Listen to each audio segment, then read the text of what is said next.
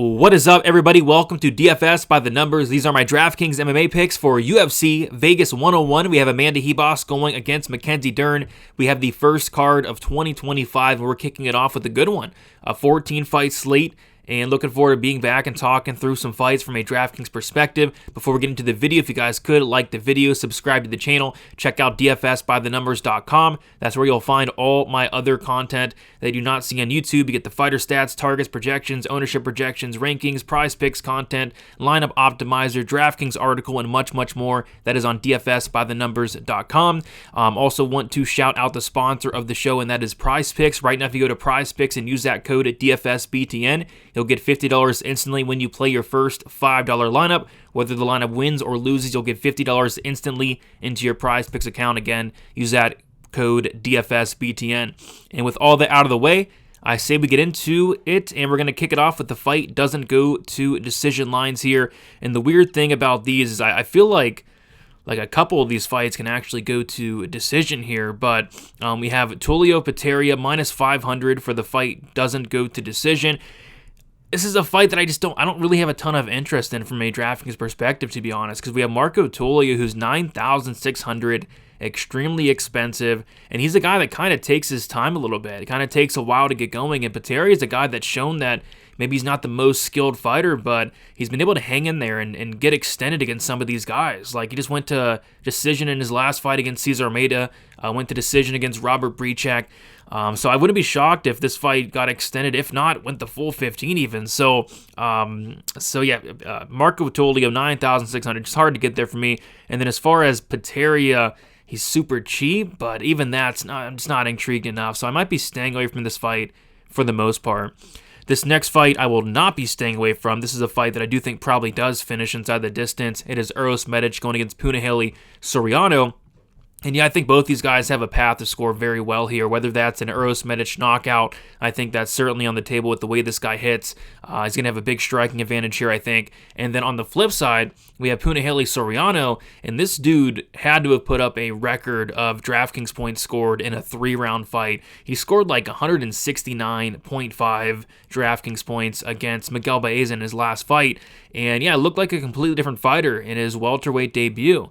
Not saying he's going to score 170 here, but what I am saying is, hey, maybe he comes out here with that same game plan of getting the fight down to the mat. Medic has no takedown defense, no ground game, questionable cardio. I think Punahele Soriano is a very live dog. So, yeah, for me, I think both sides are, like I said, in play. Medic, you got the knockout upside, but with Puna, you have knockout upside as well, but the wrestling upside too, and he's pretty cheap, 7,500. So overall, a fight I really want to target this week. Next, we have Cesar Almeida going against Abdulrazak Al-Hassan. And yeah, a decent fight to target, I'd say. So I don't really have a ton of interest in Cesar Almeida, actually. 9,300, just because I think he's the better striker, obviously. He's the much better striker, but Abdulrazak Al-Hassan's very durable. Al-Hassan has only been knocked out once in 18 fights. It came against Chaos Williams. It was like a 60-second knockout. And Cesar Almeida, I'm not sure. I mean, this guy just took Ihor Pateria 15 minutes. So I'm kind of thinking if Almeida wins this fight, it's pure striking. He's not going to take down Al-Hassan, and might even be a decision here. And with Al-Hassan, I kind of lean more towards playing him, especially with this insane price savings, because this guy has knockout upside. This guy has, 12 wins, 11 of them coming in the first round. And then I also think he has sneaky takedown upside as well. We've seen Cesar Almeida taken down by everybody, including Ihor Pateria, of all people, and Roman Kopylov, of all people, as well. So I think Al-Hassan has some paths here at 6,900. He's a pump play that I have my eye on. And like I said, Cesar Almeida, 9,300, a little bit too rich for my liking. Next, we have Jacoby Smith going against Preston Parsons. For me, it's Smith or nothing here for me. Is 9,400. This is somebody that I'm willing to lay the price tag on. Has a ton of power in his hands. He's going to be the better wrestler. Has really good ground and pound as well. I think Smith has a good chance to go out there and get a finish within the first 10 minutes here. If not, just win a dominant decision where he's just beating Preston Parsons face in on the mat for 15. So I think Smith has a ton of upside, and I like him a lot. As far as Parsons, not a big fan of him in this matchup. Let's start with the core plays. Speaking of Jacoby Smith, 9,400. I like him quite a bit. One of my favorite plays this week. There's a lot of guys and ladies that are priced up very expensive this week. Like we have Fatima Klein is like 9,800, something like that. And I don't like a lot of these 9,000 plays. Like I don't really like Tulio. I don't really like Cesar Almeida, but what I do like is Jacoby Smith. That takedown upside, that finish upside. I think this guy's the real deal. He's a prospect I'm really looking forward to. So 9,400, I don't mind going up there and paying for him. Jose Johnson, 8,600. Jose Johnson's a guy that I'm really excited about in the UFC. If you go and watch his fights outside the UFC, you'll see a murderous power puncher at the flyweight division. The problem is, in the UFC, we haven't really got to see that because guys are just constantly trying to take him down, and there's certainly a reason for that. Well, there's two reasons for that. For one, they probably don't want to strike with this dude, and for two, he has the worst takedown defense imaginable. But Bunez is a guy that he probably will go for takedowns, and he probably will get them. I just don't think he has the cardio like an Asu Amabayev to go out there and ragdoll Jose Johnson for 15 minutes. I feel like at some point, Bunez is going to start slowing down. If he slows down against Johnson, I think he's getting finished. So I like Jose Johnson here, 9,000 or 8,600. He is a finisher. We haven't got to see it much yet in the UFC, but he is a finisher, and I think he has a good chance to finish Felipe Bunez, who's been finished in 3 of his losses. Next, we got Amanda Hebos, 8,500. Yeah, I think it's a great main event to target, to be honest. Solid price tags with both fighters. I don't really have a strong lean one way or another. It's probably going to be a pretty evenly split type fight for me. Dern has some upside. Hebos has some upside. I think Hebos is the better striker. She can land some solid volume across 25. I even think Hebos can get takedowns like she did in the first fight. So yeah, I think Hebos over the course of 25 minutes should be able to go out there and easily pay off her price tag, 100-point upside in a win. I think either one of these fighters in the main event, 100-plus upside in a win, and at these price tags, sign me up. So yeah, I love this main event.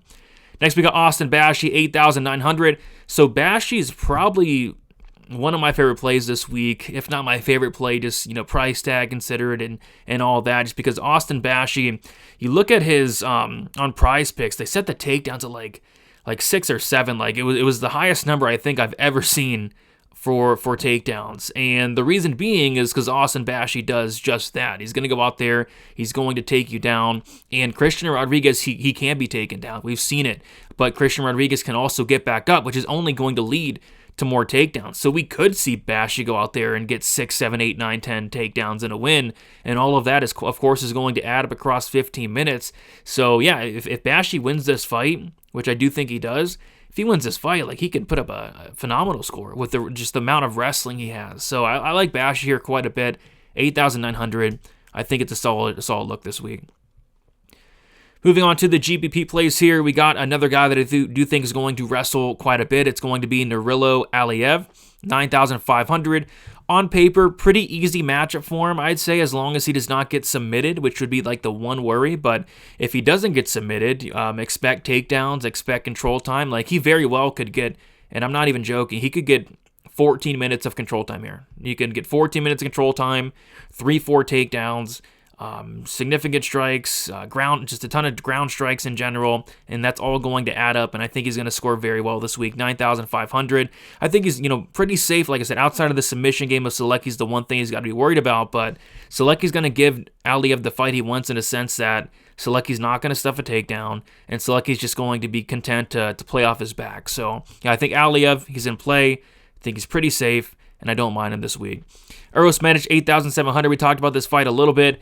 He's a 100% finish rate. I never ignore a fighter with a 100% finish rate ever, and if he's winning this fight, it's safe to say it's probably going to be a knockout at some point. He is the much better striker. If Puna decides that he's not going to wrestle, it should be an easy night at the office for Medic, and if Medic is able to stuff takedowns, he should be able to get the knockout there. So yeah, Medic definitely in play. 8,700 is solid, especially if he gets that knockout win. Thiago Moises, 8,300. I don't mind Moises here, especially because I do think Ogden's going to be pretty popular as an underdog this week. Ogden's been looking very good, but I think this is a tough matchup for Ogden in the sense that, really wherever the fight goes, I favor Moises, but I think this fight is going to take place on the mat. And at that point, like, Moises is just going to be the better grappler, the more dangerous submission grappler as well. Ogden's been submitted 3 times, and I could see Moises like locking something up, whether he's on bottom, whether he's able to take Ogden down in his own right, get to the back. I think Moises is very live for a submission here. So at 8,300, I don't mind Thiago Moises, and again, I do think that Ogden is going to carry some ownership here. Next, we got Carlston Harris, 8,200. This is a co-main event that I don't have a strong take on, but my strong take is I do think it's an important one, and I do think there's a good chance somebody actually gets served here. 8,200 for Carlston Harris, 8,000 for Santiago Ponzinibbio, who we're talking about shortly. It's a fight where I think you kind of got to have it, and I'm going to have quite a bit of it, and my exposure is going to be pretty evenly split here. Harris has knockout upside. I truly believe that. Santiago Ponzinibbio, I think his chin's kind of dust. Harris's chin is dust, probably duster at this point. And then Harris also has all the grappling upside, all the wrestling upside. So yeah, I don't mind some Harris. And I do think that he could come in relatively low owned here just due to the fact that money's been pouring in on Santiago Ponzinibbio. Harris is now like a plus 115, plus 120 dog, and he's a favorite on DraftKings at 8,200. So don't mind some Carlston Harris there. But again, you want to play both sides. And that's why my first live dog here is Ponzinibbio. There is a good chance he does go out there and take off the head of Carlston Harris. I think Harris is very chinny. I think he's always been chinny, but especially at 37 years old, coming off of a brutal knockout loss, he's going to be at a striking disadvantage. If he can't get the wrestling going, or if he's not able to land a big shot in his own right, Ponzinibbio is live to knock this guy out. Ponzinibbio does have volume. He does have power. So yeah, Ponzinibbio definitely a live dog. I think he'll be a popular dog as well at 8,000. Mackenzie Dern, 7,700. Yeah, Dern, another popular dog here, and rightfully so. 25 minutes to work with. I think she has made improvements in the striking, in the wrestling. Will it be enough? I'm personally picking He-Boss, but yeah, if Dern wins this fight at 7,700, we're looking at a massive score here, right? So, again, a main event where I do lean He-Boss, but yeah, Dern at this price tag, she is 100% in play. Punahele Soriano, 7,500. I don't mind some Puna here. I liked what I saw from him in his welterweight debut. I think that Medic has a few holes in his game with the takedown defense, with the cardio as well. And if we see that same Puna, man, I mean, we could see Puna go out there, get takedowns, get control time, get ground and pound, and probably even get a finish this time. I'm not sure how he didn't finish Miguel Baeza, but that did lead to like 170 DraftKings points. But yeah, I think Puna is very live. Whether the fight is on the feet, he is at a big disadvantage technique-wise, but he hits like a truck, and then I just think he's a big advantage on the ground if he takes it there. So I don't mind Puna whatsoever at this price tag. And then newcomer, Nicole Cagliari, 7,000. Like I said earlier, I never like to ignore a fighter with a 100% finish rate. Here we have a fighter with a 100% finish rate in Cagliari. And yeah, I think she has some paths here. So Carrascote, she's very hittable, and she also has non-existent takedown defense. Cagliari, she's going to be at a big height and reach disadvantage, but she hits hard, she throws hard, and she's going to have a grappling advantage here. If she can get the fight down to the mat, I think she can win minutes and potentially even the fight. So yeah, I don't mind Cagliari here. Ernesta at 9,200. It's kind of wild. Like I see this fight just being a lot closer than these salaries do indicate. So Cagliari at 7,000. I think she's worth a poke this week. Next, we got the punt play, and for me, it is Abdulrazak Al-Hassan at 6,900. Couple of different ways to win the fight, to be honest, and he's a big dog, and he's cheap on DraftKings. The first way would be a first-round knockout, like he's done his entire career. The second would be like a wrestle fest across 15 minutes. You know, D1 Abdulrazak Al-Hassan. We've seen like terrible wrestlers take down Cesar Almeida. Like Ihor Peteria had a 0% takedown accuracy before his last fight against Cesar Almeida, and Peteria was able to take down Almeida multiple times. Roman Kopylov, I don't think he had landed a takedown before he fought Almeida, and then he went out there and looked like Khabib Nurmagomedov against Cesar Almeida. Abdulrazak Al-Hassan has shown the ability to wrestle and get fights down on the mat in the past, and do it late as well. Like in the Joaquin Buckley fight, the dude got like 3-4 takedowns in the third round. So I think Abdul's live, and at this price tag, I don't mind taking a shot on him whatsoever. And then fade, like there's a couple fades. Marco Tulio, I mean, he's too expensive for me. Does he go out there and finish Peteria in round one? Maybe, but I kind of think Peteria hangs in there for at least 5 minutes, and if he does, it's probably enough for Tulio to not get on the optimal lineup. I just think there's much better plays up there. with wrestling upside and all that. So Tulio's a guy I'm not too high on. Cesar Almeida is a guy I'm not too high on. Even like Roman Kopylov up there is a guy that I'm not too high on this week. I'm looking for guys with either, legit finishing upside or legit wrestling upside. And Tulio, like I said, I guess he could get a finish, but I kind of think this is going to go late. So yeah, don't like Tulio this week. All right, there you guys have it. Thank you so much for watching. If you guys could do me a favor, like on your way out, subscribe to the channel, check out dfsbythenumbers.com. That is the best way to support me. That is where you'll find all my other content. Draftkings article will be out Friday after the weigh-ins. And yeah, that's about it. So be on the lookout for more content. Got the betting breakdown video coming out Friday, the post weigh-in final thoughts live stream on Friday, and then we got best bet on Saturday. So you guys, best of luck for the first card in 2025, and we'll talk to you guys soon. See you later.